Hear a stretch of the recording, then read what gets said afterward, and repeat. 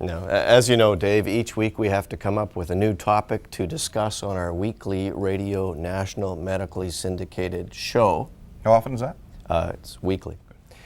And it turns out we've run out of diseases. We've covered every one of them. So now, lately, we're just discussing symptoms. So the topics, one of the ones that's very common, 25% of us in our lifetime, is vertigo or lightheadedness or dizziness. Okay. Right? But Right. there's a difference. And I remember in medical school, they said, dizziness can mean different things to different people. And it could be lightheaded, or vertigo where you actually truly feel like you're moving or the room is moving about you. But there's actually 700 underlying causes. So Dave's going to talk about them today. After that slick introduction here, I'll tell you that dizziness is not uncommon, which is another way of saying, of course, dizziness is common. And yes, we differentiate between whether it is a lightheadedness, where you're going to feel like you're going to faint, or the sense that the external environment is spinning about you, and that is vertigo. And there can be different things that cause vertigo. One of the commonest ones is called positional vertigo, or benign positional vertigo, and hence emphasis on the word benign, because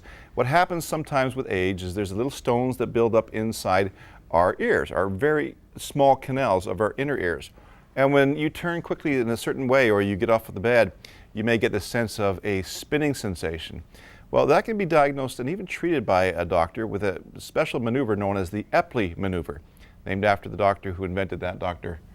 Maneuver, absolutely. So this is something that can be done. So if you get this vertigo, don't ignore it. Another cause of vertigo is something called labyrinthitis, where a little virus can get in the middle ear.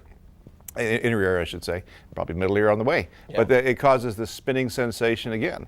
And this is, you can get quite sick with this. You're nauseous, you're vomiting, you're lying on a bed, you can't move, or when you do, you get quite ill. Good thing about that is it's self-limiting, goes away, sort of like a cold does.